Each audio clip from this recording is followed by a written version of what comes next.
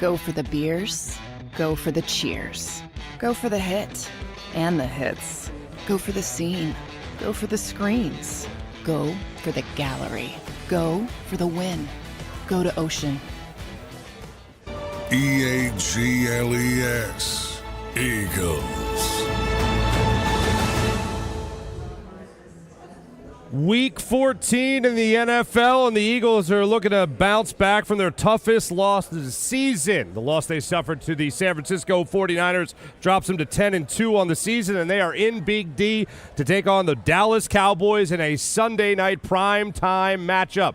Dallas Cowboys enter this game 9-3 on the season and looking to bounce back from a 28-23 loss to those Eagles in Week 9 of this season. From the Gallery Bar Booking Games, this is the Malamut pregame show ahead of Eagles and Cowboys. I'm Marc Farzetta. I'll be your host this evening, along with Adam Malamut, Bill Colarulo, host of Legal Hands to the Face podcast, as well as the Philly Sports Power Hour, and Eagles Hall of Famer himself, Seth Joyner, on the show. So much to get to when we talk about red zone offense. So much to get to when we talk about third down defense, and overall the Eagles trying to get back on track after just getting annihilated by the 49ers. Seth, we have talked a lot about energy. We've talked a lot about fatigue. Going into a game like this, prime time, under the lights, against a division rival, trying to do something you haven't done since 2011 and sweep the Cowboys. What's the energy level like right now in that Eagles locker room? Well, it's got to be high, but it's got to be tempered. You know, this is a must-win game for them no matter how anybody looks at it. It's a must-win because if you want to maintain control over the division and the conference, then you've got to win today. You can't afford to lose back-to-back games to the other two best teams in the conference and the team that you're vying for, supremacy over in the division. So the energy had better be high. The one thing that I love about this Eagles football team, they very rarely play back-to-back games, bad back-to-back games, I should say. What they normally do is if they have a bad outing, they correct it the following week with the energy and everything else that's necessary to get the job done.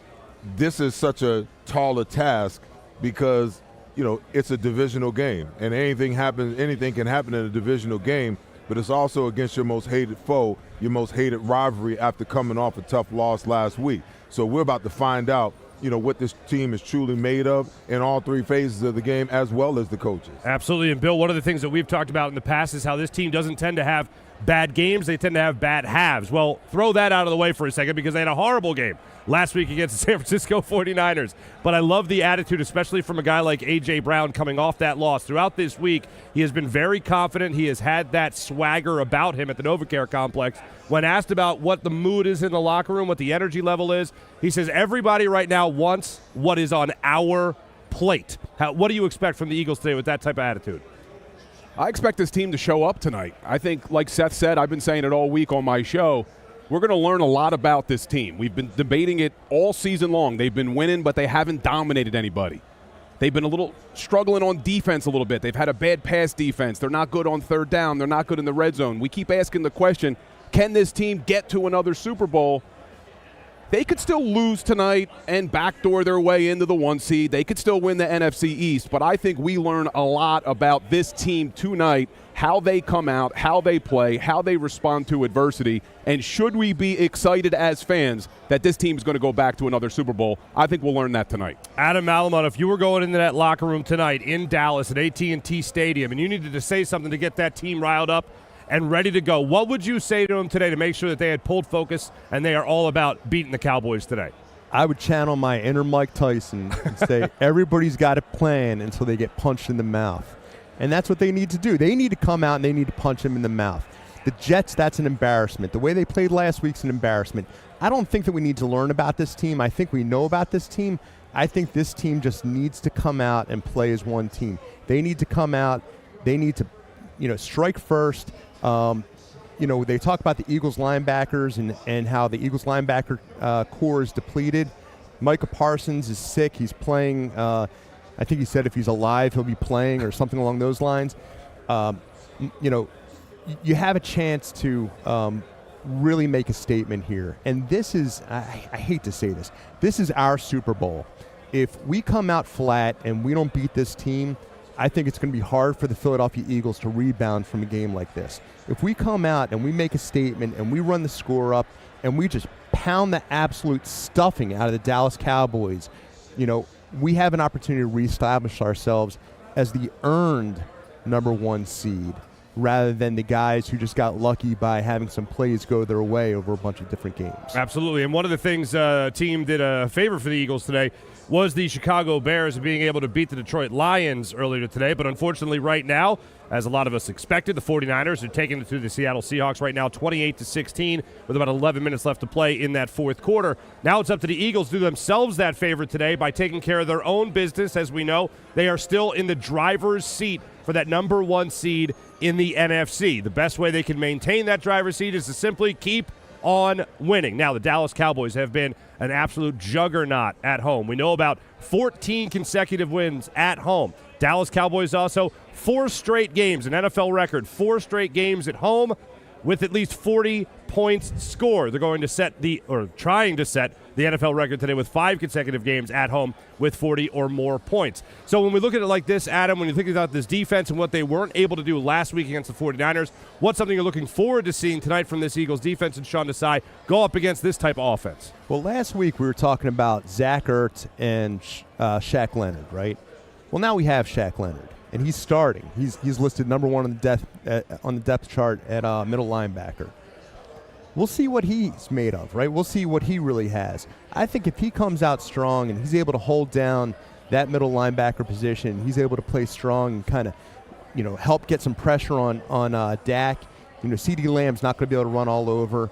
I'm not going to address Darius Slay. I think that's up for somebody else on this panel to over address. There, we're going to mention it once or I'm twice not stepping on Seth's toes over that. What are you talking about? But I'll defer to Seth on that. But CeeDee Lamb can't have the time to run all over our defensive secondary. So if we get the pressure on, if Jalen Carter comes out like the Rookie of the Year candidate, the defensive Rookie of the Year candidate that we know he is, and Fletcher and Brandon and all those guys put the pressure on and they get to Dak, we know that Dak has the ability to get rattled. We know that Dak has the ability to kind of lose his sense as to what's going on.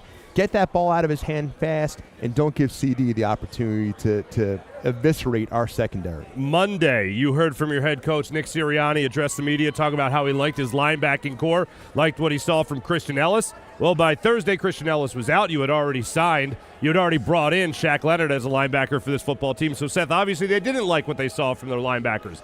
2 things are going to be different about this game versus the first time the Eagles faced him in Week 9. 1, Bradley Roby is going to be your nickel corner. You're not going to be seeing the different looks go up against CeeDee Lamb. And then also Shaq Leonard out there. How big are those upgrades versus Week 9 versus this Week 14 matchup? Well, having Bradley Roby on CeeDee Lamb makes a major difference. You've got a guy with experience that's going to be on him now. Whether he has the speed and the agility to keep up with how well CeeDee runs routes, that's yet to be seen, and whether the Eagles have to adjust by doubling him in some situations, that's yet to be seen. The area that I'm going to be looking at the most is Ferguson, the tight end, and how the linebackers are able to handle him up the middle because they use him particularly in the red zone. You're going to get those tight end seams up the middle. Do we have a linebacker that can run with him? Do we have a linebacker that can cover him without us having to go dime and putting an extra safety in the box and having to cover him that way? Listen, there's a lot to be seen here as to where this football team is and what they're made of.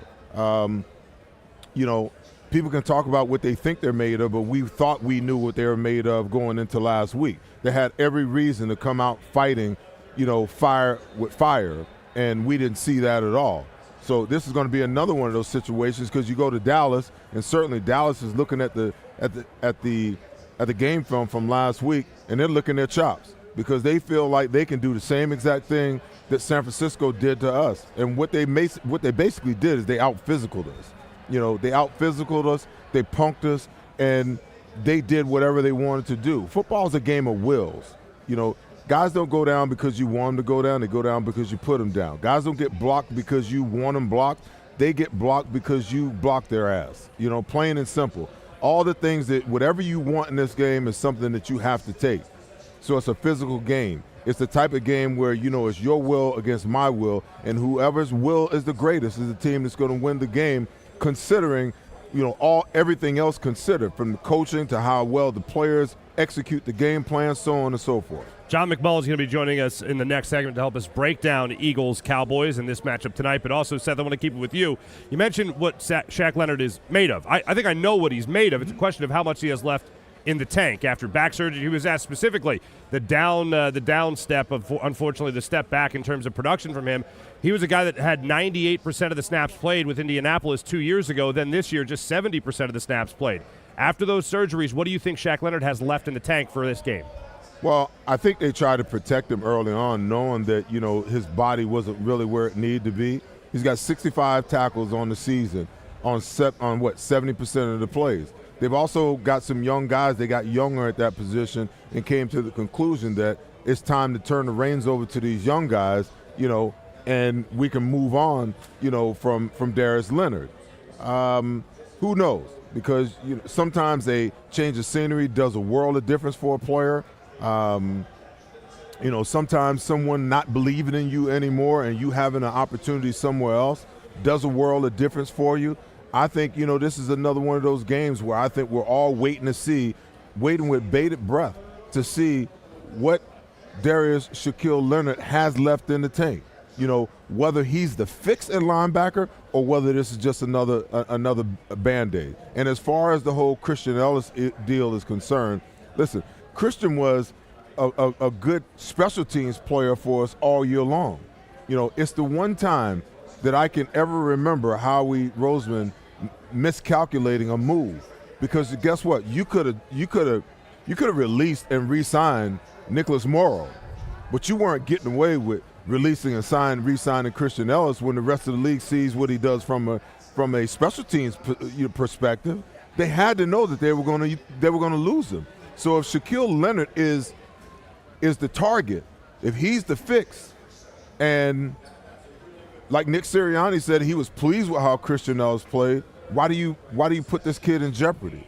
Now he's gone, and there's no recourse for that, and now you're stuck with a guy like Nicholas Morrow, whose confidence has got to be knee-high to an ant, and you're trying to figure out, can we play him on special teams? How many plays can we allot him, in regular defense? Mm-hmm. Absolutely. Bill, what do you think is a fair snap count tonight when it comes to the expectation for Shaq Leonard? It's interesting because it's not like he's coming off the street. He was playing with the Indianapolis Colts only a few weeks ago, 3 weeks ago actually. It's just how much did he learn of that defense? Were they able to get him up to speed? Zach Cunningham was saying earlier this week how hard it was for them to get him up to speed. He said he went through a similar process when he first came in training camp. So I really don't know. I know there's reports that they're going to have him on a limited snap count. I think he'll probably get in early. They'll see how he does and how he adjusts kind of to the communication, because that was one of the issues they had last week against San Francisco. I didn't like that a lot of these guys, I don't know if it was an excuse, but a lot of these guys said after the game, we need to communicate better on the back end. That had me concerned. And I think in this game, not only do they need to communicate, this team needs to be disciplined tonight. And I'm not talking discipline from no penalties. That's an obvious one.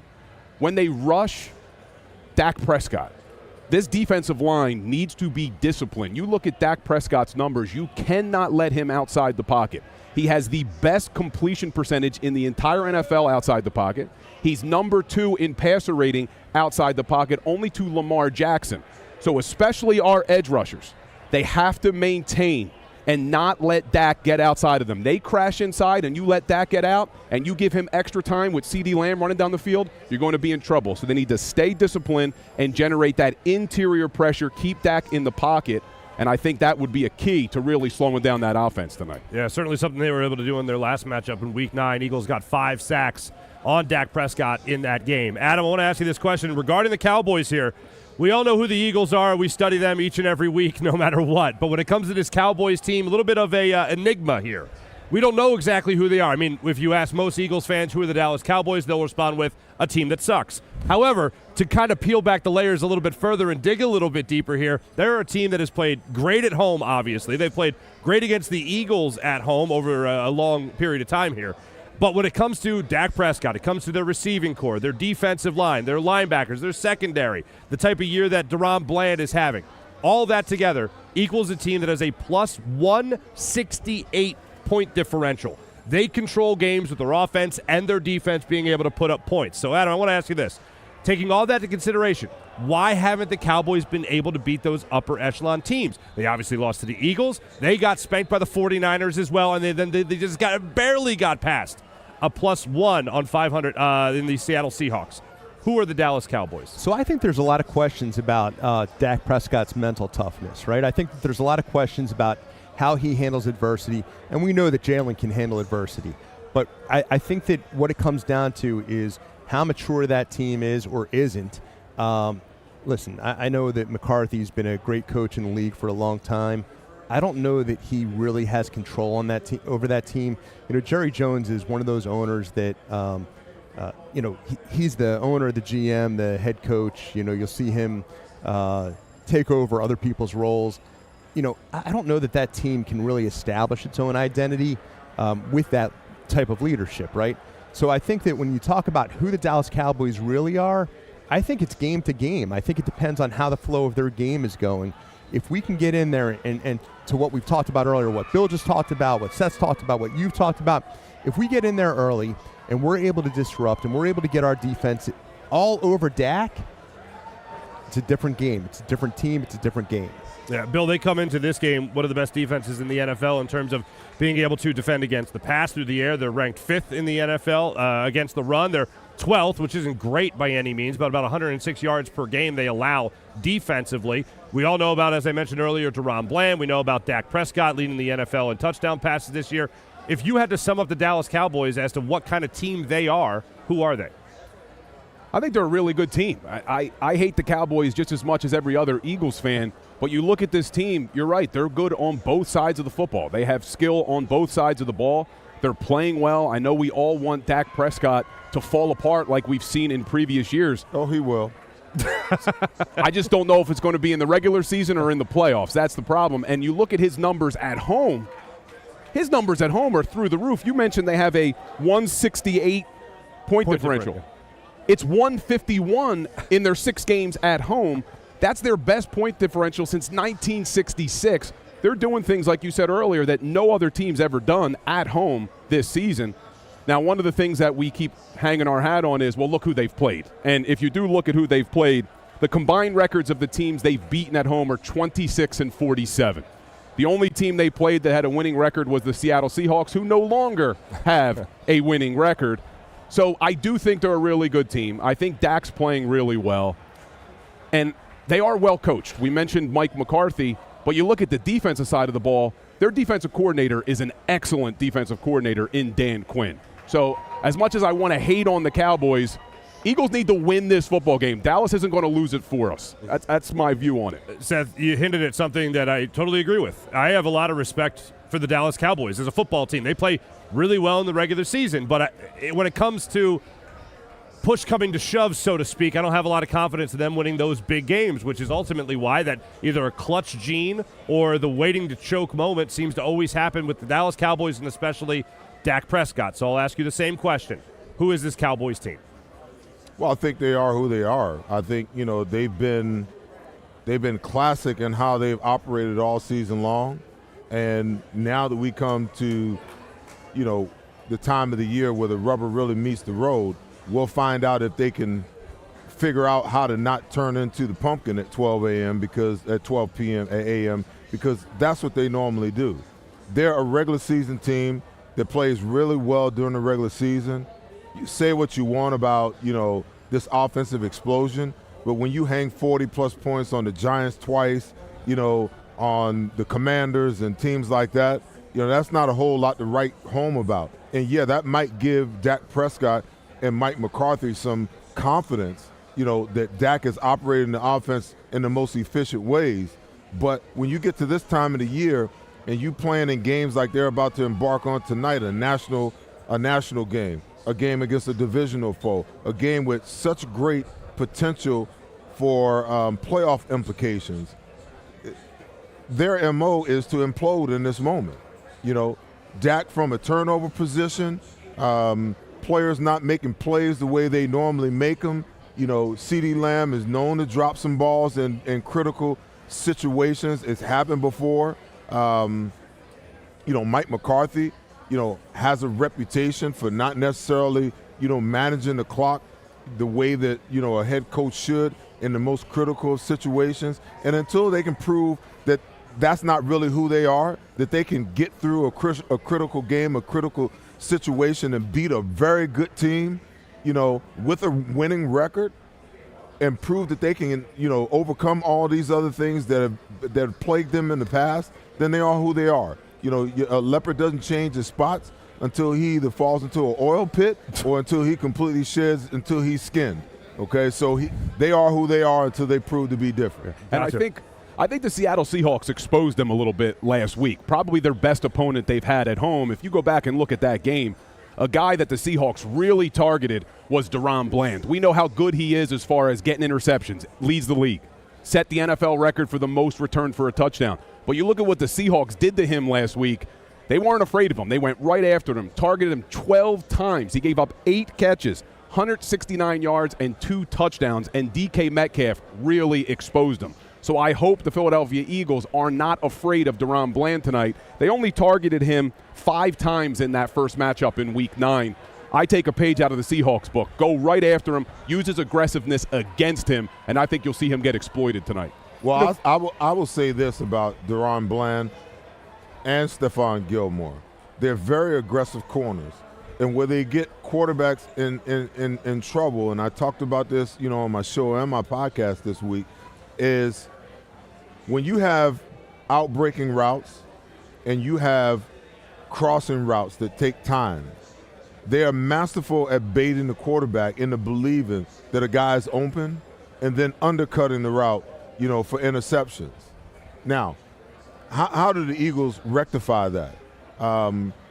Those crossing routes, those balls can't be right on the body. If I'm going across the field this way, that ball can't be right here. That ball's got to be out here in front of me where I can catch it or I drop it, and that's the essence of it all. You know, there's not going to be any chance for those 2 cornerbacks to basically make a play on that ball. So what they do is they're phenomenal at closing the window. When I talk about the window, if I'm running a route and I'm going across the field and the quarterback's in there, the window between where the ball comes to me from the quarterback and where I catch it, they want to get in that window and shut the window. And if they're able to do that, they're going to knock balls down and they're going to intercept a lot of balls. So you got to be cognizant of that as a quarterback, that this is what they like to do. So the Eagles can the routes that the Eagles need, they need to run a lot of double moves. They need to run a lot of option routes. I don't know if they have them in their repertoire because, listen, these coordinators at this point in time, when you line up in certain formations, these players have studied and the coordinators have prepared them for what you like to do in certain situations, the routes that you like to run based upon your alignment. They can tell you to within a yard whether you line up inside the numbers, outside the hash marks, inside. They know all of that. So if you're just going to run your routes with no stem at the top, they're going to run the route for you. So they've got to incorporate some things that takes advantage of their aggressiveness. You know, use their aggressiveness against them and how they cover, because they are always looking to make the big play. And if they think that they can jump a speed out, they're going to jump it every single time. If they're in trail technique and they're covering a guy across the field, both of them can flat out run. They can close the window like that. Then that ball's got to be outside. Or once that guy gets to the numbers on the other side, don't keep dragging. Turn it up the field. So now you're going to lose them because they're looking at where the quarterback is. They're not looking at the receiver. They're looking at the quarterback. And if the minute they see the quarterback raise their arm, boom, they jump in the lane and they shut the window. And that's how they're making big plays. The Eagles have got to figure out a way to use that against them and make them stop doing that early. You do that with double moves, and you do that by converting routes on crossing routes. Take it up the field. You just got to do it, because if you continue to play the way that they've been playing, those guys are good enough to be difference makers on that side of the football. And for them to run the double move, Hurts is going to need time, which he did have against the San Francisco 49ers, and we talked about it. Wasn't his best game. So Jalen Hurts needs to be better tonight as well, but that offensive line, they got to give him time so that they can run those double moves. You know what helps? Play action. Run the ball. Yeah. If you run the ball, then play action pass is alive. You know, you can get double moves off of the play action pass. But if you're just going to line him up at 4 yards and snap him the ball and he never gets deeper than 5 or 6 yards and think that he's just going to stand there in that pocket, listen, they're not going to allow him to do that. You know, they're going to make him, play from the pocket. That's what San Francisco wanted him to do. But Dan Quinn's not going to let him just sit back there because they like to play zone behind it the majority of the time and let him pick them apart. You know, he's going to bring pressure at him. So they've got to figure out a way to get the run game going and balance it up. And if they can get the run game going against a team that's not really all that good against the run, you know, they're much better against the run than they are the pass. So take advantage of what their weaknesses are. You know, take advantage of it so then you can use that as a strength against their passing game where they're strongest. You want that? This is a historical moment. I'm going to coin a phrase. I'm going to coin a term. I'm going to have T-shirts made. I want everybody to have one. I'm going to send it to the Eagles. We need Philitude. We need Philitude, right? So at the beginning of the show, Marc Farzetta, you asked, what would I say in the locker room? You know, one of the things that Parsons did this week was he came out with this, you know, and God bless him, he's doing a lot of PR work for colon cancer screening. Very important that people are aware of colon cancer and the screening. But he thought he was going to be cute. And I'm not sure that he's tough enough to be cute. So he came out and on a home collection kit, home screening kit, he put the Eagles emblem on the collection kit. Seth, in the locker room, what would you have done? And then what would you have done if you got your hands on Dak Prescott after he put the Eagles logo on a home collection kit? Well, it's a little snide remark. You know, the best way to take care of that is to go out and kick their ass tonight. You know, Right. I mean, you can't do anything about it. Like, you can shoot back on social media. You can you can talk about it in an interview. You know, and I'm pretty sure that it wound up being bulletin board material this week from Nick Sirianni. But at the end of the day, once the game starts, all of that bulletin board and all that he said, she said stuff goes completely out of the window. And it comes down to, have you prepared in a way that your confidence is sky high, okay? Are you playing with a sense of urgency? The little tiff that I got into last week was more directed at playing with a sense of urgency. You know, because from my perspective, as a defensive player, this is the deal. And this is what I see by the Eagles in a lot of circumstances on the defensive side of the ball. I see guys sometimes standing around waiting for somebody else to make the tackle or make the play, okay? That sense of urgency that I'm talking about is when I see a guy with the ball, it's like, I got to get that guy on the ground. Because if I don't get him on the ground, it's a touchdown. Now, if I can get 11 guys across the board with that same mentality, now we're going to have a great defense, okay? But if the mentality is, you know, it's my job to cover, not my job to tackle, and if I'm going to tackle, all I'm trying to do is push a guy out of bounds. No, that's BS. That's BS. You know, that's not the way that you play team defensive football, okay? That urgency has to come from each and every guy. Each and every guy has got to realize that, you know what, every single play, even if it's feasible or not, your mentality has to be, it's up to me to make this play. And if I don't make it, it's not going to get done. That's the way great defenses operate. I'm telling you. Well, the problem is a lot of people rely on these, you know, people read statistics. They read box scores. And they like to talk about how many tackles some guy in the secondary made. The fact of the matter is, if the guy was covered, the ball wouldn't have gotten in the hands to get into the secondary. And that's what we have to do. We can't let the ball get past that first layer of protection if they're going to even catch the ball. So if we're not getting the pressure on Dak Prescott, he's going to let the ball go, and he's got enough talented people around him that can catch it and get in the secondary. And no, you don't want to see your defensive backs have a lot of tackles. That's a bad sign. I know. Tackles are an outlier now because, you know, I can have 10 tackles in the game, but if they're all 5, 10, 15, 20 yards down the field and they rack up 500 yards worth of offense on us and hang 40, 42 points on us, you think I feel good about them 15 tackles? Hell no. Right. You know, so tackles can be an outlier. So when a guy tells me about how many tackles he made, don't nobody give a damn about how many tackles you made. Did you make them for a loss? Did you make them for no gain? Did you make them to stop a third down conversion?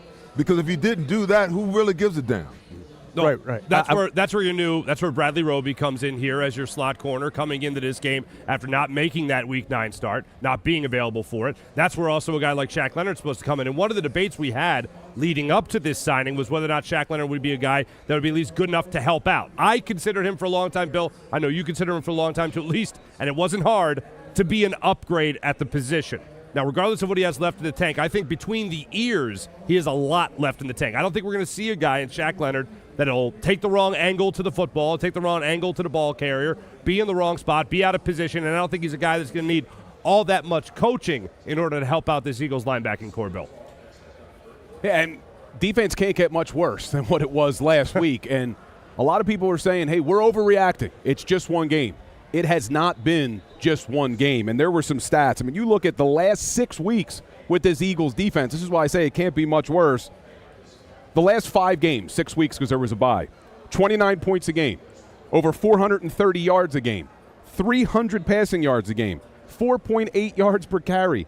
They're only the 5th team ever to give up 2,000 net yards, 1,500 passing yards, 15 passing touchdowns, and 4.8 yards per carry in a 5-game span. Like, this is historically bad. So this defense can't get much worse than what we've seen the last 5 games. So I agree with you. Shaq Leonard needs to come in here, bring that veteran leadership, that veteran mindset. Hopefully they're all on the same page. They can communicate. And Bradley Roby is the difference this week. You cannot let CeeDee Lamb go for 11 for 191 again. Make someone else beat you. This team doesn't have the luxury that we have where if a team shuts down A.J. Brown, you have Devontae Smith. They have decent receivers, but they don't have a 1 and 1A like we do. Make Brandon Cooks beat you. Make Michael Gallup beat you. Take CeeDee Lamb out of this football game, and hopefully, yes, Shaq Leonard will help this defense because it's been bad now for 5 games. We've talked a lot about the wide receivers already, the Eagles, and what they could do with this dynamic duo. Well, the Eagles, and Jalen Hurts is a guy that's not supposed to be able to read a defense or be able to throw the ball downfield, but they're the only team in the NFL with a wide receiver duo that are both in the top 15 in the NFL, and that starts with Jalen Hurts and obviously the great talent that the Eagles have at that position, both in Devontae Smith and A.J. Brown. Now, when we come back, another target will be ready to play today, and that's Dallas Goedert. We'll talk about what he can do in the passing game as well as the impact he can have in the run game when we come back here on the Malamut Law pregame show.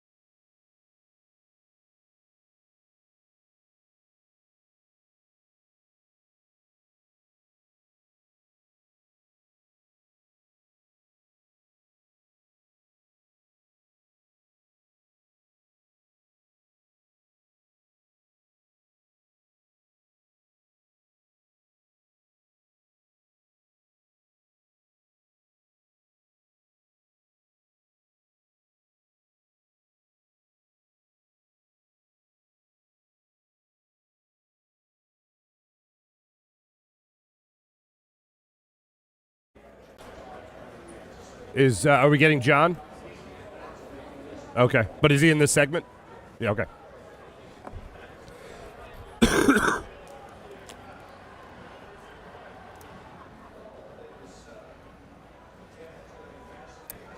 Welcome back to the Malamut Law pregame show. Marc Farzetta, Alan Malamut, Bill Colarulo, as well as Seth Joyner here on the pregame show. Getting into all things Eagles and Cowboys, one of the subjects we haven't talked enough about yet, and I think that's actually a record where we haven't expounded upon the run game of the Eagles and requesting the Eagles. You gave it one mention, Seth, but we didn't jump into it too much. Again, they are going up against a team in the Dallas Cowboys that have this, that, and the other.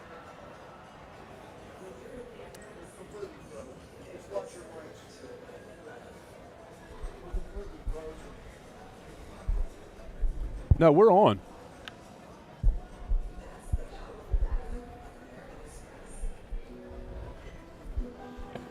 I think we're on the channel, so we could keep chatting.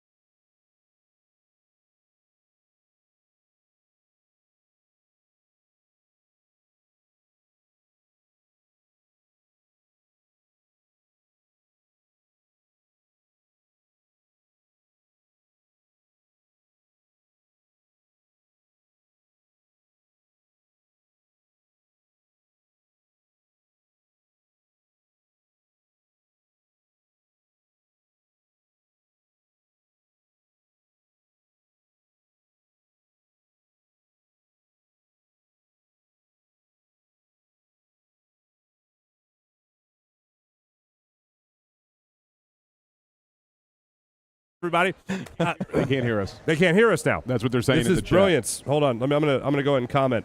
We are talking. Hey, nice to see you again. Seth, I'll ask you this question one more time. Dallas Goedert coming back not only helps out the passing game, but it also helps out the running game.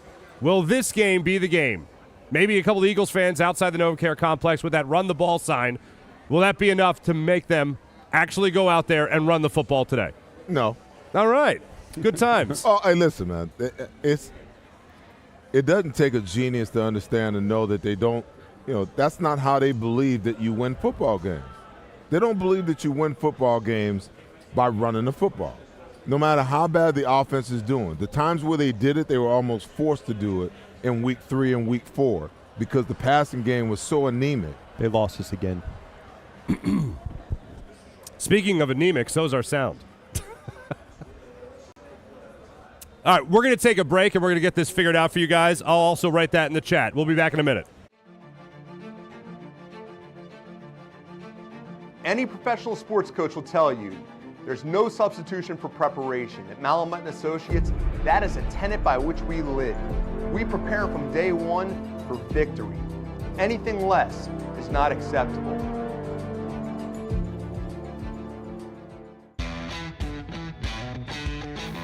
Go for the pulls and the pools.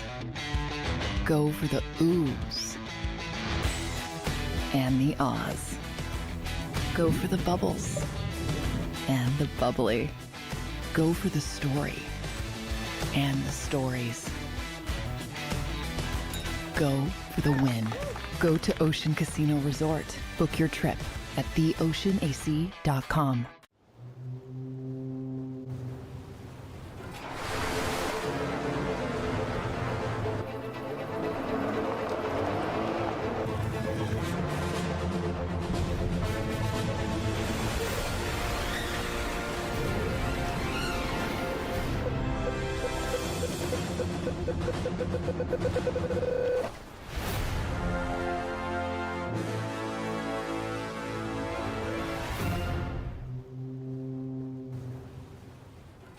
Eat chicken wings, buy Hooters things. Christmas is near, shop, have a beer. Christmas shopping shouldn't be hard.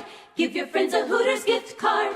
This year, stuff their stockings and yours too with a one-size-fits-all gift card. Buy a $25 Hooters gift card and receive a $5 Santa's bonus card. Make it Hooters for the holidays. Eat chicken wings, buy Hooters things. Christmas is near, gift cards are here. Good at Hooters everywhere now. Hooters gifts are always favored. They're carving them up and good play calling along the way. First and goal at the 6.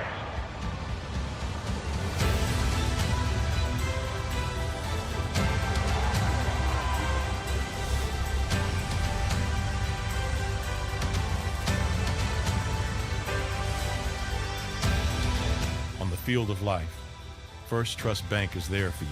Champions on 3. 1, 2, 3. Because Philadelphia dreams deserve a Philadelphia bank. Any professional sports coach will tell you there's no substitution for preparation. At Malamut & Associates, that is a tenet by which we live.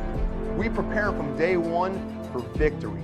Anything less is not acceptable. EAGLES, Eagles. Welcome back to the Malamut Law pregame show. Marc Farzetta, Adam Malamut, Bill Colarulo, and Seth Joyner. We were just getting into, and we apologize for the technical difficulties, just getting into the idea of the Eagles actually quite possibly running the football today, as the Cowboys have struggled in the run game this season, defending against it, and the Eagles obviously would like to get a guy like Dallas Goedert into the run blocking game as well as the receiving game as well today. Seth, you have already told us a couple of times here, in case they haven't heard it, I just want to point it out, you said you don't think today is going to be the day they run the football. But, I mean, we do talk about it every week, how it could be a great matchup for the Eagles to actually do that.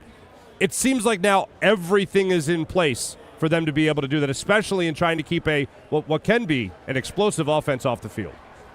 Well, to me, I just believe that, when you don't run the football, it's just because you don't want to. This whole excuse, so we had, Cam Jurgens is out. Dallas Goedert is out.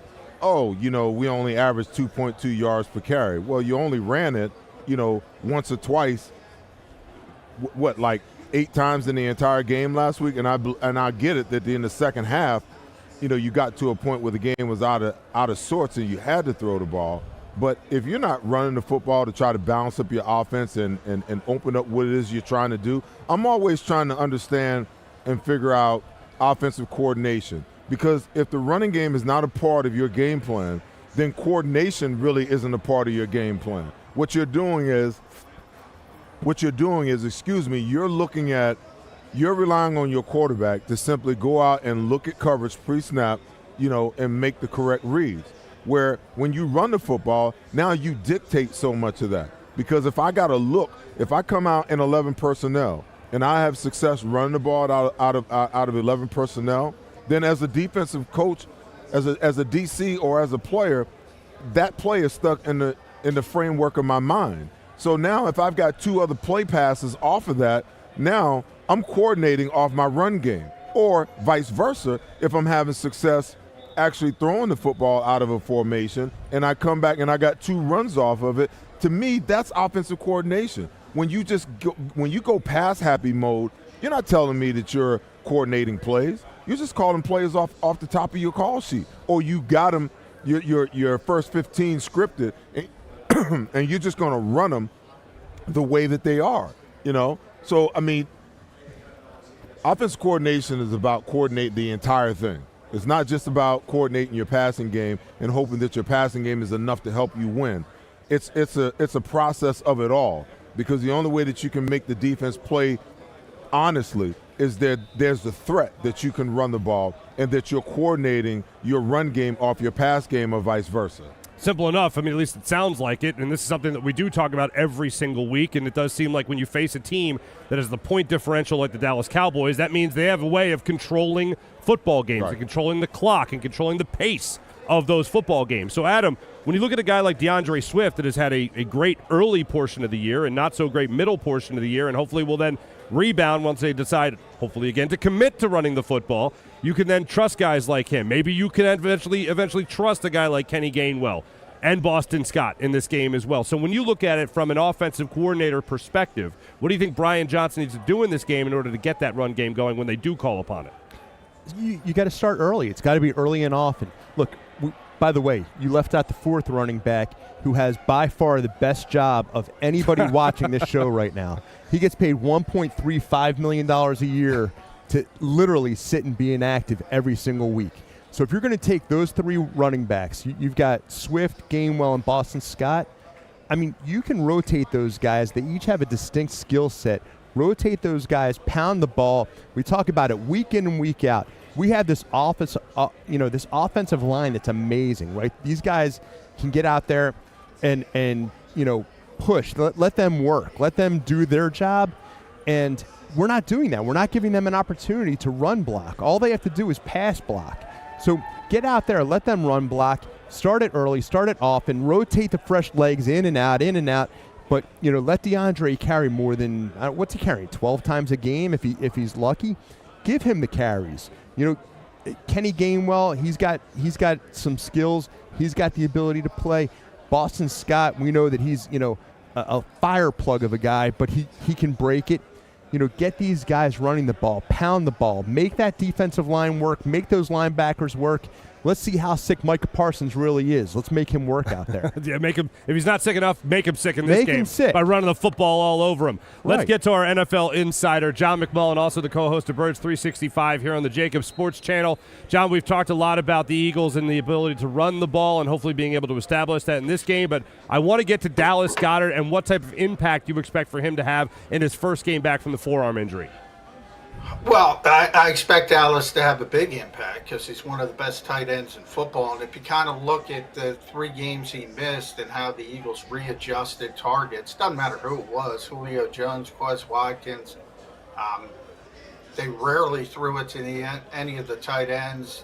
Albert Okwuegbunam is now inactive again, so they can't get that third guy involved, and Dallas Goedert immediately puts that threat into Dan Quinn, that Dallas defense. So, yeah, I expect him to have a big impact on this game. And Nick Sirianni said it when he went down. Basically, you can't replace players like Dallas Goedert. You just persevere. But when you lose somebody at the top of a position, you're not going to be able to replace them seamlessly. You just got to persevere. The Eagles, they won a couple games, they lost one, but they didn't persevere as far as getting somebody else involved. So, John, we've heard a lot about Micah Parsons and what a great year he's having. We heard that Micah Parsons has the flu, and he said that, I think his quote was, "If I'm alive, I'll be playing," or something stupid along those lines. Have you heard anything? Have you heard anything? I'm a little under the weather too. I'm playing. But you look great, John. Like Micah. You're a warrior, John. You're a warrior. You're like MJ. I'm going just like Micah.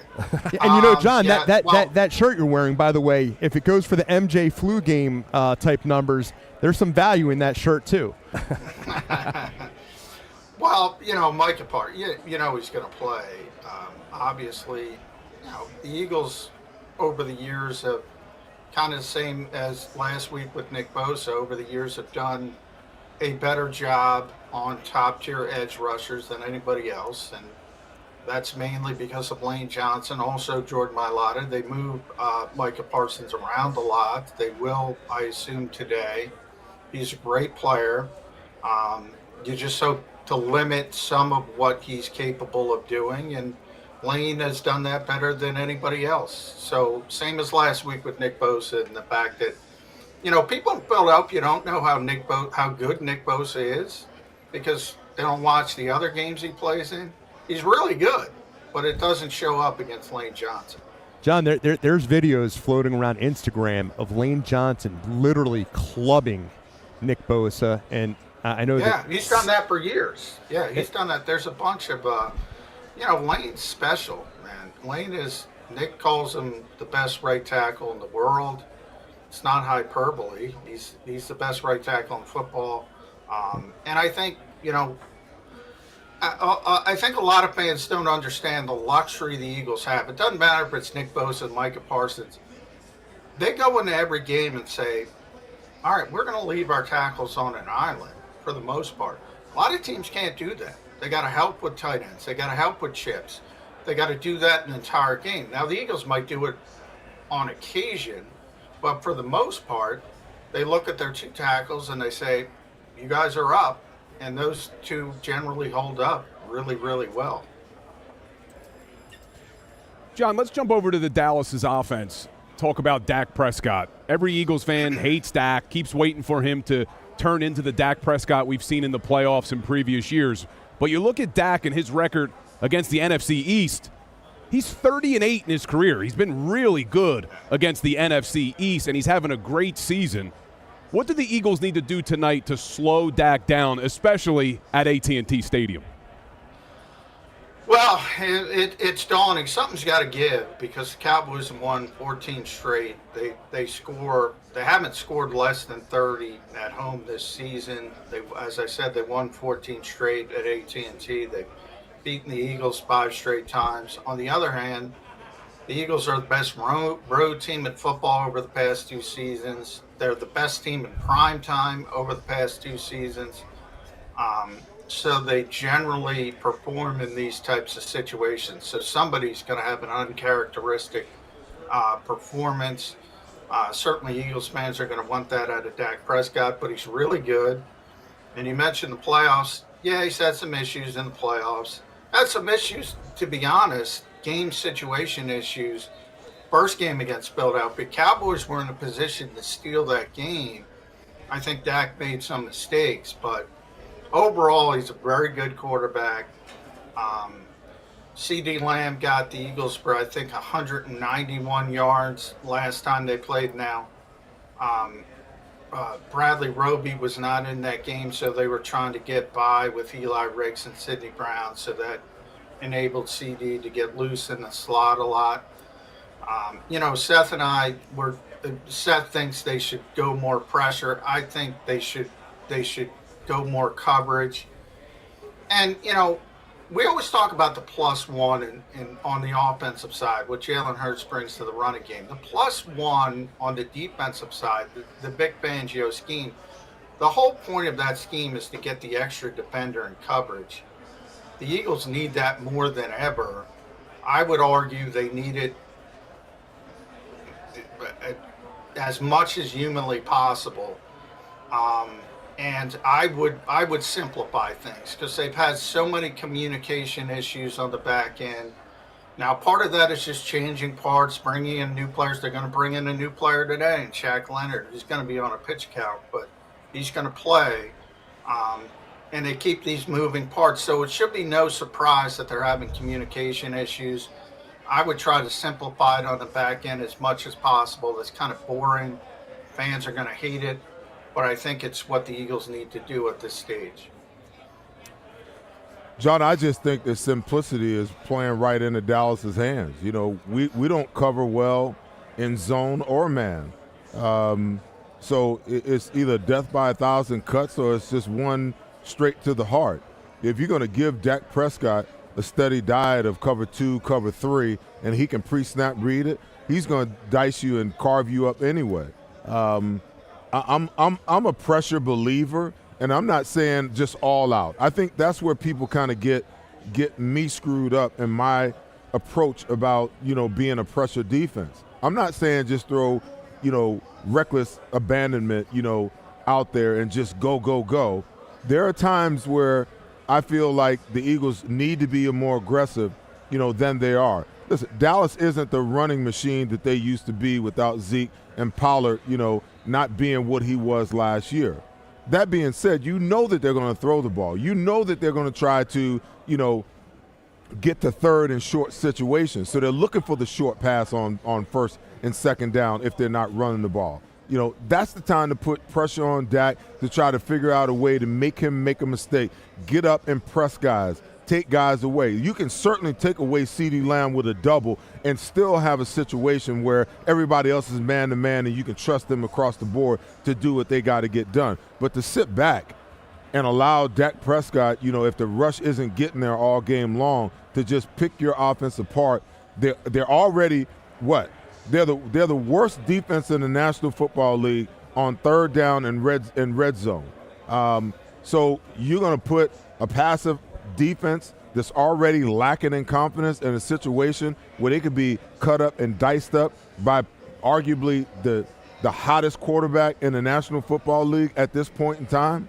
I just think it's a recipe for disaster because now you're putting the pressure back on the offensive side of the ball to match each and every possession and each and every scoring drive that Dallas puts up. Yeah, well, Nick kind of mentioned when they brought in Shaq Leonard, now they're going to have 2 linebackers. When they get up to speed with Zach Cunningham, and Zach's going to be back today, 6'3", Shaq's 6'2". So he mentioned Jim Boeheim's 2-3 zone at Syracuse. They just get in the passing lanes with their length. Maybe get a little savvier when Shaq gets involved. We know the veteran sort of leadership of Slay and Bradbury and now Roby and Kevin Byard. So that's why I say, there is obviously Tony Dungy, and everybody, Tony, sort of spawned. And by the way, I'm not a fan of that particular defense. But, you know, when people sort of decided, all right, there's too many big plays going on with Kansas City in the days when Tyreek was there, and they just started playing cover 2 umbrella with Patrick Mahomes. There was that short window where Patrick was struggling with it a little bit. So, and guys used to making big plays, and all of a sudden you start making them, as you say, Seth, that by 1,000 cuts, you start making them stay disciplined and go incrementally down the field. Sometimes they want to push the football. I think Dak might be in that category. Remember, I'm talking about one game. Dallas is 3rd in passing yards. The Eagles are 29th, I think. You know, the Cowboys score more points than any other team. Coming off C.D. Lamb, 191 receiving yards. Coming off Brock Purdy, 10 of 11, 3 touchdowns when you bring extra pressure. I'm trying to win this game, and if the Eagles win this game, they clinch a playoff spot, and they really put themselves in a good position. They pretty much leave Dallas in the rearview mirror for the division, the number 1 seed. Then you only have to deal with San Francisco. The Eagles' schedule down the stretch is pretty easy once you get by Seattle. So if you could somehow find a way by hook or by crook to win this game, you got to do everything possible. And I think the best way to win this game is to use that extra defender in coverage. John, when you're coming off your worst loss of the season and you got beat up against a team that leads the NFL in point differential, some would think that some people are hanging their heads. It doesn't seem to be that way in the Eagles locker room. What have they chalked it up to as to why they were so off their game? Just the simple fact that the 49ers were better? Or was there any more self-reflecting going on in the locker room throughout this week in order to get prepared to take on another pretty damn good football team? Well, I think that helped in a way because you got to turn the page really quickly in the NFL. So you can't worry about, hand-wringing, saying, woe is me. They got beat. They know they got beat soundly by San Francisco. I think it was a big game for San Francisco. I think if you guys watched any of the game this afternoon, Seattle was able to hang in there for a pretty extended period with the 49ers. Despite playing their backup quarterback, Drew Lock. So I thought they might have a little bit of a letdown. It was a bigger game for San Francisco than it was for Philadelphia. But the Eagles certainly know they got their asses, you know what. So that part of it, they understand. But you got to turn the page quickly because Dallas is on the horizon. And technically, this is a bigger game because it involves an NFC East foe who will tie you in the standings if they're able to win this game.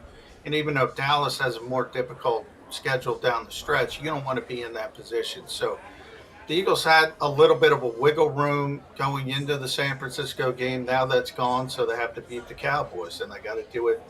And it's very difficult to do. I predicted a split.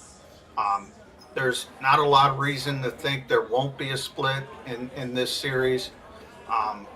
Very difficult place to play, as I mentioned, very difficult spot. So how do you get out of here with a win? You got to try to limit that Cowboys passing game as much as possible. And, it's funny because people in Dallas say the same thing as people in Philly. Why can't you run the ball? Well, they do a pretty good job passing the ball as well. John, my daughter got upset with me for saying that there's only one Swift I care about. But the fact of the matter is there's really only one Dallas I care about, and that's the guy who's coming back today, our tight end, Dallas Goedert. So we know that Dallas was out. We know that he had an injury that kept him out for a couple games.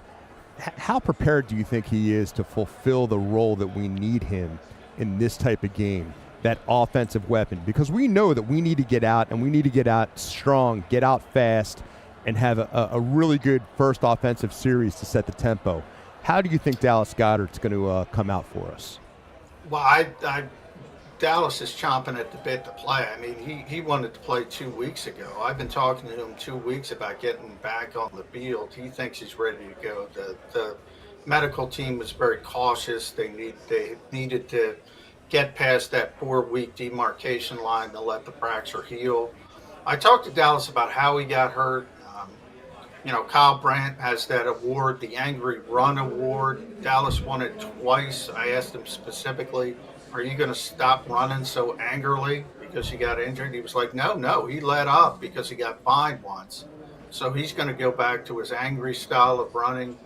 I can't tell you how big of a difference he is than, with all due respect to Jack Stoll, who does a nice job in his role. Grant Calcaterra, we mentioned Alberto. Just a huge upgrade. And it makes it so much more difficult for Dallas because you went into that 3-game stretch, and the strength of the Eagles since A.J. Brown got here is, all right, if you want to bracket A.J., go to Devontae. If you do well against Devontae, go to Dallas, or vice versa. Not having that third piece of the puzzle, I think, really impacted the Eagles' offense. And, John, Dallas also does a great job at run blocking. Dallas Goedert, one of the best run blockers from the tight end position. Before you came on, Farzy asked Seth, is this the week the Eagles really commit to the run? Seth doesn't think so.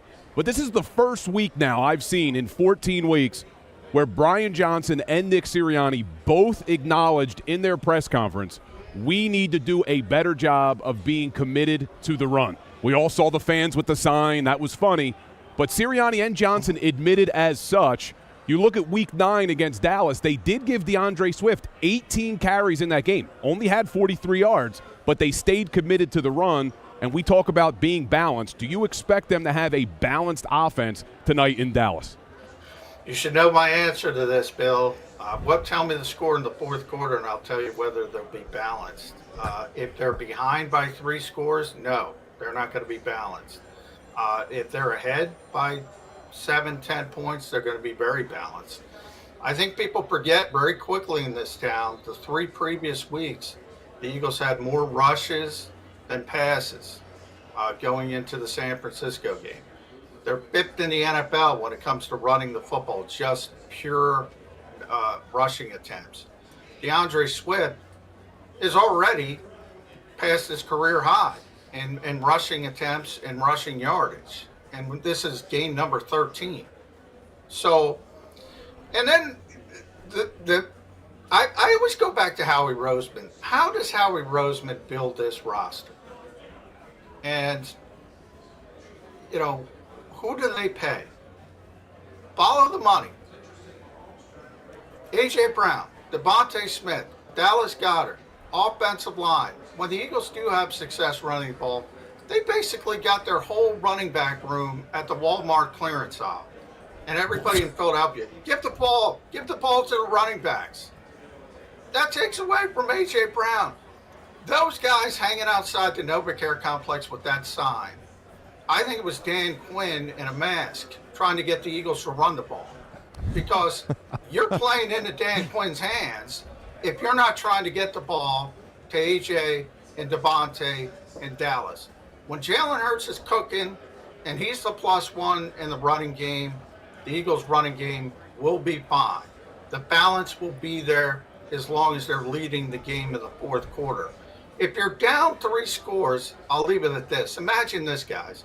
Even if they were effective running the game and they were down 3 scores against San Francisco, say they run it 6 straight times, got 2 first downs, 3 first downs, the clock would have been siphoning and draining, and people would have been incensed. When you're down 3 scores in the NFL and you're still a powerful offense, unlike, say, Minnesota and Las Vegas, which just played a 3-0 barn burner, you try to get back in the game. The Eagles pay who they pay. Follow the money. Interesting. I guess it's just a philosophical difference then, John, because I can understand if you're down. I think it's common sense to conjure that, you need to throw the ball to get back into the game. The Eagles have been a horrible team in the first half offensively. I mean, inept in every single way, okay? Last week, they ran the ball 9 times in the first half. 2 of those belonged to Jalen Hurts. The other 7 belonged to the running backs. They threw the ball another 22 times. Now, I'm always going to go back to this point. because the NFL needs to do a better job of defining, and I know why they do it, because from an analytical standpoint, it fits their narrative. When the quarterback drops back to throw the ball and he takes off and run, that is not a running play, okay?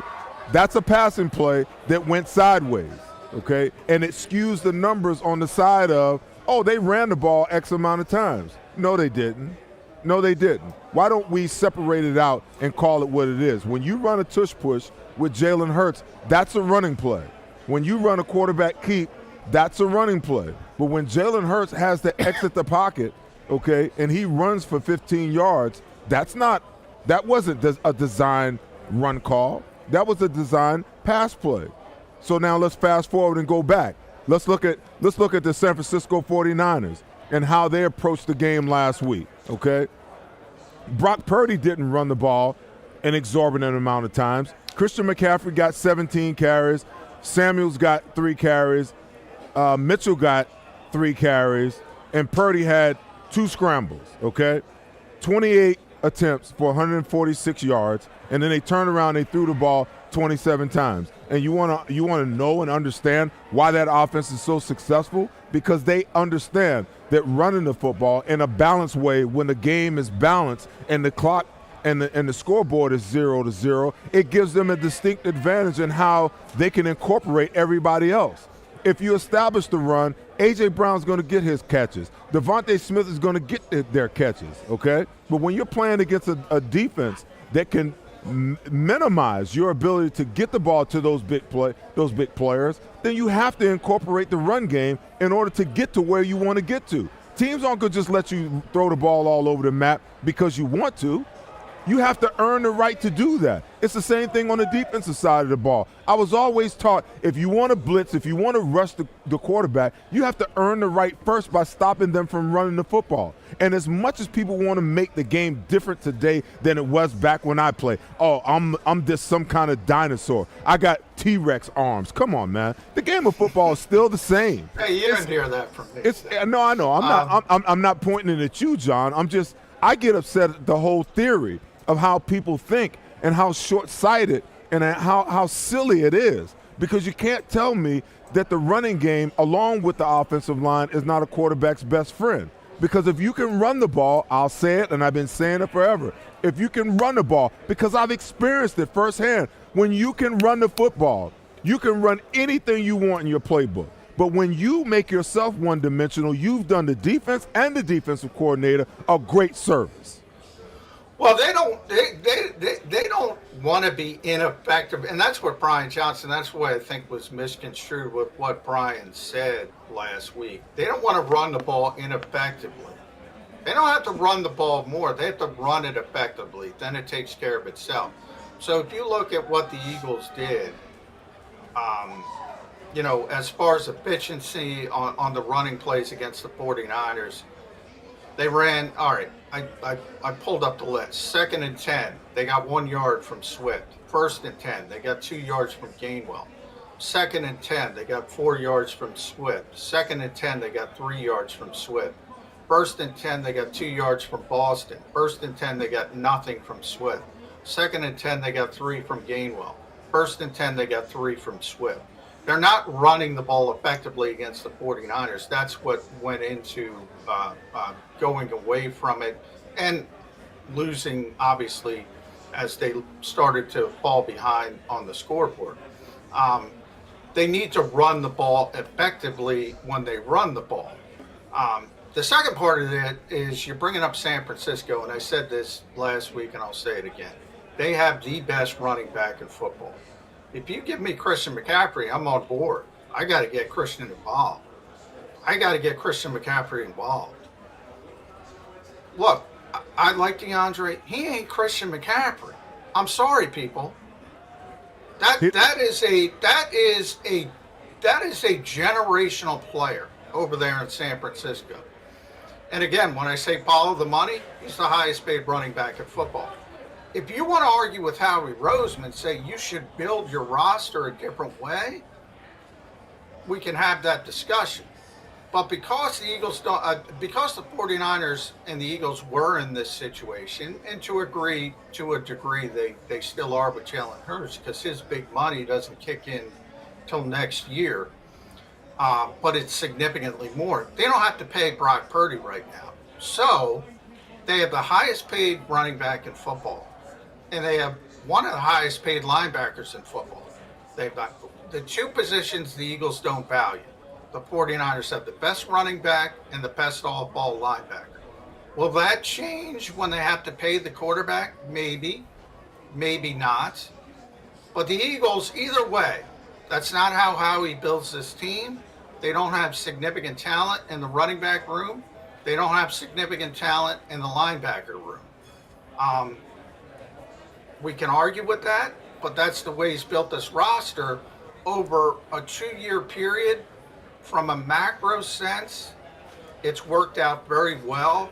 From a micro sense against San Francisco, it worked out very poorly. I'll take the macro. Gotcha. John, before we let you go, just your official prediction, your final prediction for Eagles-Cowboys tonight. Well, I picked them to home and home split at the beginning of the season. I don't see any reason to come off that. I think it's going to be pretty high scoring, but I do think Dallas is difficult there, and obviously 14 in a row. Cowboys 33, Eagles 28. Gotcha. John, thank you so much for joining us. Appreciate you, man. All right, thanks, guys. Absolutely. John McMullen joining us, co-host of Birds 365 here on the JAKIB Media Sports Channel. I'll say this, and I don't disagree with anything John said. John's speaking for what the Philadelphia Eagles philosophy is. I don't disagree with any of it. However, the problem I have with it is I still think it helps the overall philosophy when you're able to run the football against that highly paid offensive line that can dominate when they choose to dominate. Well, I mean, listen, as poorly as the Eagles have run the ball the last couple of weeks, they're still 8th in the league. Well, with Jalen Hurts running the football. No, but they're still 8th in the league. Yeah. And DeAndre Swift is in the 4th position, okay? And they're not giving him the amount of touches that's necessary. Listen, I get it. I understand if this is your philosophy, how you build your team, okay?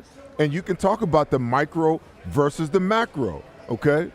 At the end of the day, it always comes down to the micro, because if the end result is to win the Super Bowl, and the same things that prevented you from winning the Super Bowls last year are creeping into the equation this early, okay, then that tells me that you can be that team that wins during the regular season.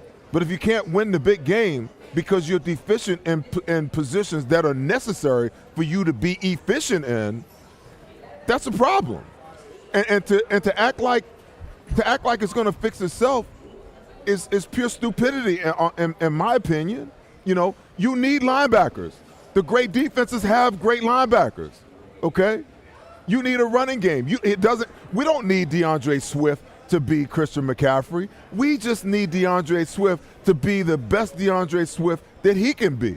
If he can give us 75 to 100 yards a game, that's enough to keep defenses honest. But to only give him the ball 6-7 times in a game, understanding his ability and his ability to affect, listen, he may only get a yard here, a yard there, a yard here, a yard there, but sooner or later, bam, he's going to break one for 20, 30, 35 yards like he did in the previous games, you know?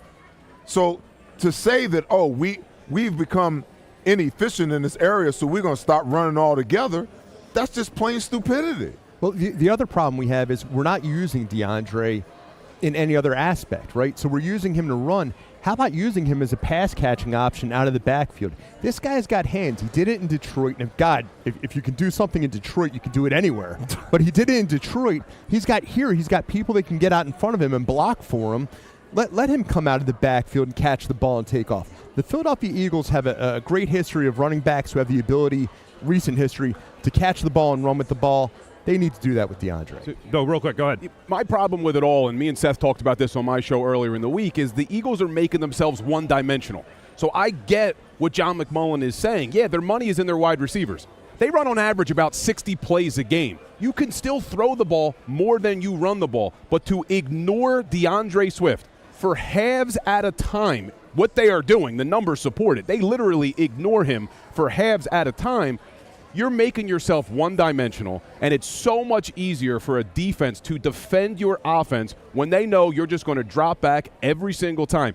And the numbers John's given are skewed because of all the scrambles by Jalen Hurts, because of the tush pushes by Jalen Hurts.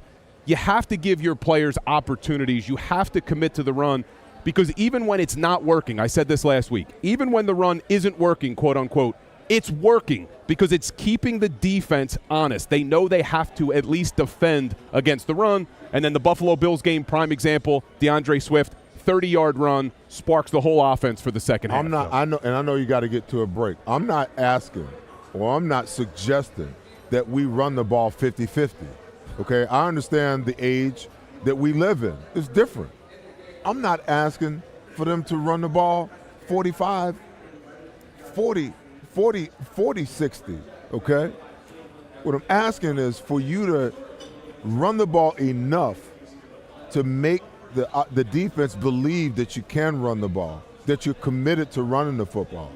And I believe that the lack of success that you're seeing the Eagles have more to do with their lack of commitment to running it than their inability to making it happen.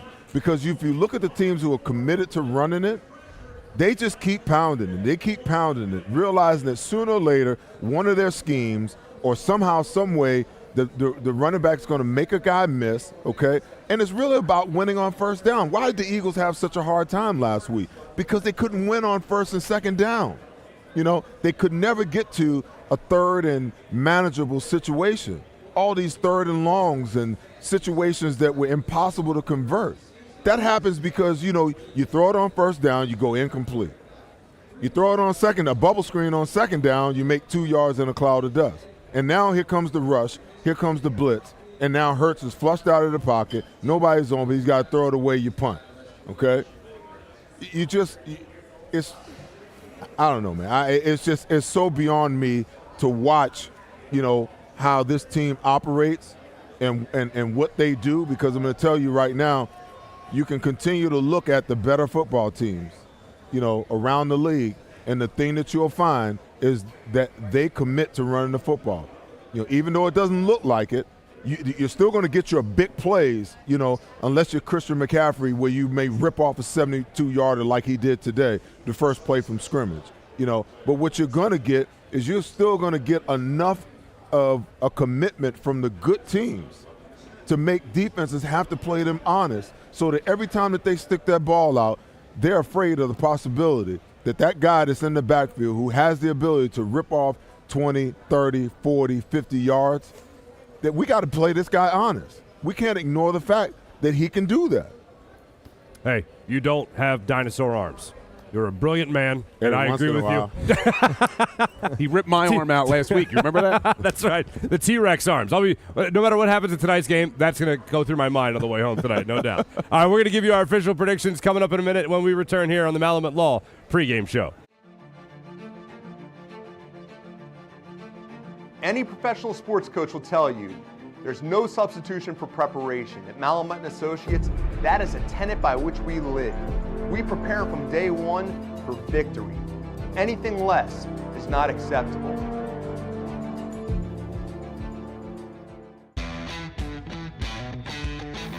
Go for the pulls and the pools. Go for the oohs and the ahs. Go for the bubbles and the bubbly. Go for the story and the stories.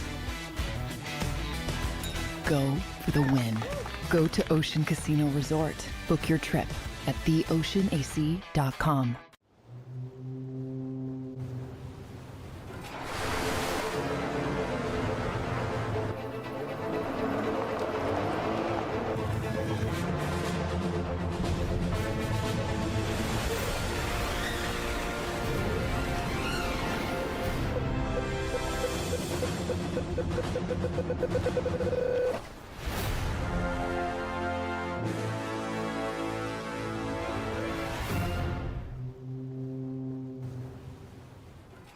Eat chicken wings, buy Hooters things, Christmas Christmas is near. Shop, have a beer. Christmas shopping shouldn't be hard.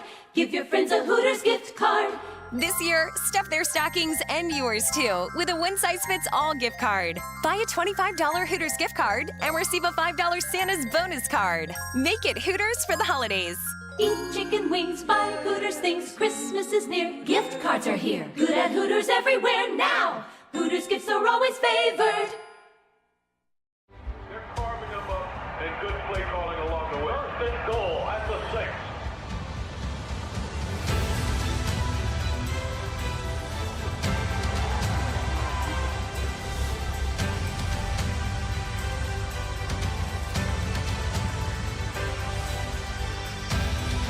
On the field of life, First Trust Bank is there for you. Champions on 3. 1, 2, 3. Because Philadelphia dreams deserve a Philadelphia bank. Any professional sports coach will tell you there's no substitution for preparation. At Malamut & Associates, that is a tenet by which we live. We prepare from day one for victory. Anything less is not acceptable. EAGLES. Eagles. Welcome back to the Malamut Law pregame show here at Ocean Casino's amazing and electric gallery bar, book, and games. Ahead of the Eagles taking on the Cowboys tonight, 8:20 kickoff under the bright lights of prime time on NBC Sunday Night Football. Before we go any further and give you our official predictions for this game, a little bit of news made by our friend Seth Joyner, or as I like to refer to him, a guy named Seth Joyner, when he was a little critical of Darius Slay and his tackling ability, or lack thereof, against San Francisco 49ers. Darius Slay did address Seth's comments from last week during his own podcast, and he said a guy named Seth Joyner said, "I don't want to tackle." Well, I kind of do want to tackle, and I think I played a solid game. Seth, what would you say in response to Darius Slay and the fact that he even addressed your comments about him last week? Well, first of all, I didn't call Darius Slay out. I said the Eagles' corners act like they don't want it. So that could be any of the three guys that play in the slot or on either end. Secondly, you got beat down by 42 points, but you have conversation about the fact that, you had 5 tackles and you led the team. The whole team played like crap. And why don't you allow somebody else to tell you how well you played instead of you telling me or firing back at me that, I thought I played a pretty good game. No, you didn't. Not when you get 42 points hung on your ass, and no pass went over 20 yards. No pass that Brock Purdy threw went over 20 yards. Okay, yet they had two 48-yard receptions. Okay, so no, you didn't play well. You gave up 300 yards passing. And the problem I have with it is, is today's NFL players. If I was called out by a coach or something, I took what I needed to take to make myself better, and I moved on. Who cares whether, he knows who I am? That's irrelevant, The person who can't take criticism and can't take critique is the person, to me, who can't get better because they can't see their faults, okay? If his position is, listen, I thought I played a good game, not if you're realistic about how that game turned out, because if I played in that game, I certainly wouldn't feel that way. We got crushed on national TV in our own backyard.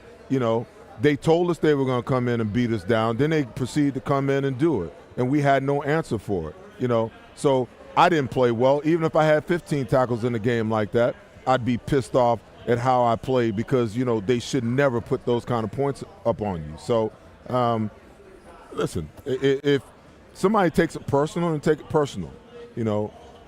He's got a job to do, and that's to play cornerback for the Philadelphia Eagles. I've got a job to do, and that's to analyze what I see based upon my experience and my knowledge of the game. The chips will fall where they may. If I say something, and I always deal in truth, if I've said something that's not true, I'm the first person to come on this show or any other medium that I'm on and say that I got it wrong, okay? But I stand on the truth. The truth is like a lion. You can turn his ass loose. He don't need to be defended. He will defend himself, okay? And if he's got a problem with that, That's on him. I have nothing to do with that. I'm always going to do what I do, and that's analyzed from a position of truth. And I've seen you do that. After the Jets game, you weren't as fired up, and then as the week went on, you went, oh, no, that was terrible. That was terrible with the way that game played out. So I've seen you do it firsthand.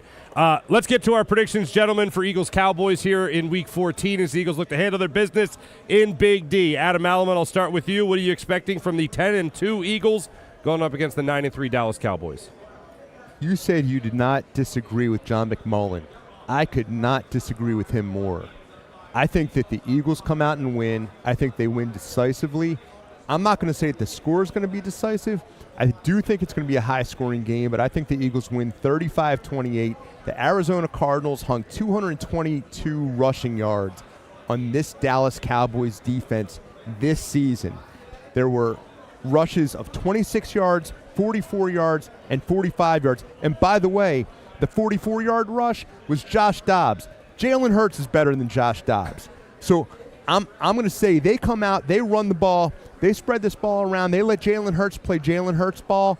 We're going to win this game 35-28. Let the record show that is one thing I did disagree with. I don't disagree with the run philosophy. He was stating what the Eagles were doing. That's the only part I don't disagree with. Fillitude. Come on, Farzy. Fillitude. Bill Colarulo, Eagles-Cowboys. What's your prediction? I think you look at every game, and there's usually three categories that'll dictate the game: turnovers, third down, and red zone. Well, the Dallas Cowboys have been better in the turnover department. They've been better on third down, and they've been better in the red zone, but they weren't in Week 9. The Philadelphia Eagles won the turnover battle. They were better on third down. They were better in the red zone. I'm expecting them to bounce back in a big way after last week against the 49ers, and I think they're going to win those three categories. They're going to protect the football. They're going to get off the field on third down on defense, although they've been 32nd in the league. And I think you're going to see a red zone defense really come to play, because as good as the Dallas Cowboys have been in the red zone, on offense, they haven't been that good in the red zone, which is surprising. You look at how many points they're putting up. They don't have that great of a red zone offense. So I think they're going to win those three categories. And like I said to start the show, defense needs to be disciplined tonight. When you're coming after Dak Prescott, whether you're the edge rushers, whether Sean Desai does dial up blitzes, keep him inside the pocket. He is too good when he gets outside and can make plays. So you do all those things.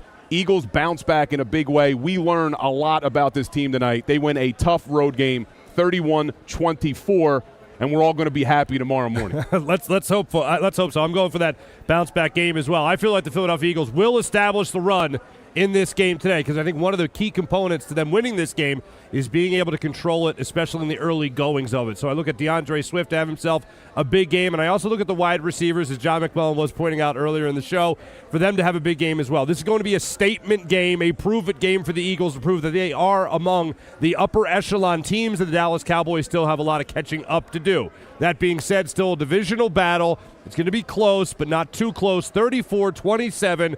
Eagles win this football game today. We're all pretty much in the same ballpark. Seth Joyner, final word with you. What are you expecting for tonight? I expect for the Eagles to bounce back in this game, because they very rarely play back-to-back games. But there's a side of me that worries, because, this game requires the utmost intensity, something that they did not bring to the table last week.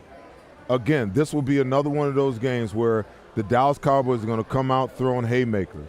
They're going to get punched in the nose. Their eyes are going to tear. Can they recover from that, and can they find it within themselves to bring that fight to the table? See, I think one of the things, that's moved me and caused so much fury last week is that when I look at defenses, I'm always looking for those leaders, On our defense, we had a plethora of leaders, just straight dogs. Back in the day with Jim Johnson and Andy Reid, they had dogs because, Brian Dawkins was, the top dog.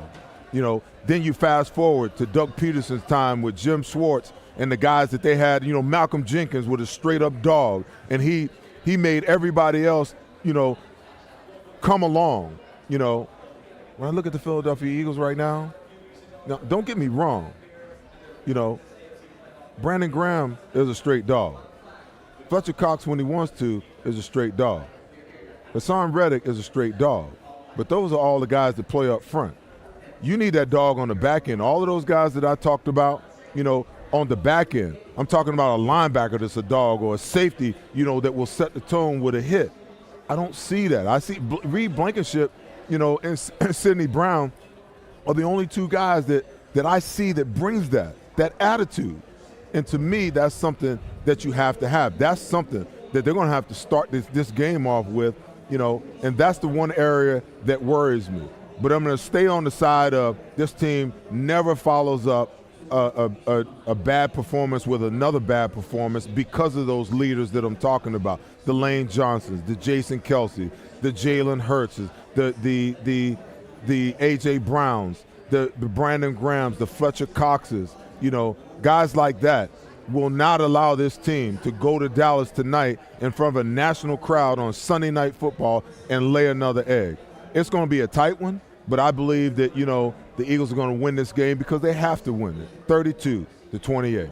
32-28, we're all in that same ballpark. Ladies and gentlemen, Eagles and Cowboys are about to kick it off in about 20 minutes from Dallas. Eagles looking to improve to 11-2 and hold on to that number one spot in the NFC. Thanks so much for watching the Malamut Law pregame show. Catch you guys at halftime, Bill Colarulo and I, as well as John McMullen and Kayla Santiago. Then the postgame show with Seth, Bill, myself, as well as Kayla Santiago, and Mike Missinelli will be joining as well. Until then, go Birds. Any professional sports coach will tell you there's no substitution for preparation. At Malamut & Associates, that is a tenet by which we live. We prepare from day one for victory. Anything less is not acceptable.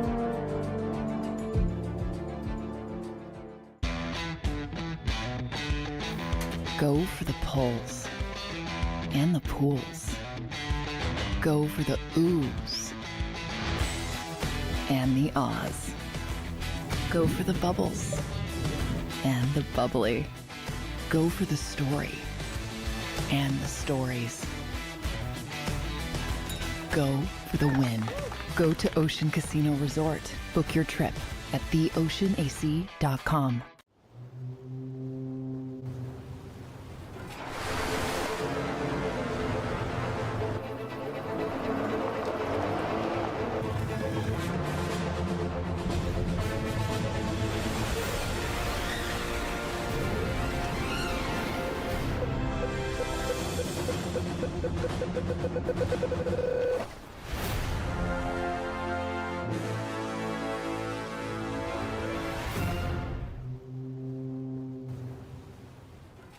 Eat chicken wings, buy Hooters things. Christmas is near, shop, have a beer. Christmas shopping shouldn't be hard. Give your friends a Hooters gift card. This year, stuff their stockings and yours too with a one-size-fits-all gift card. Buy a $25 Hooters gift card and receive a $5 Santa's bonus card. Make it Hooters for the holidays. Eat chicken wings, buy Hooters things. Christmas is near, gift cards are here. Good at Hooters everywhere now. Hooters gifts are always favored. They're carving them up and good play calling along the way. First and goal at the 6.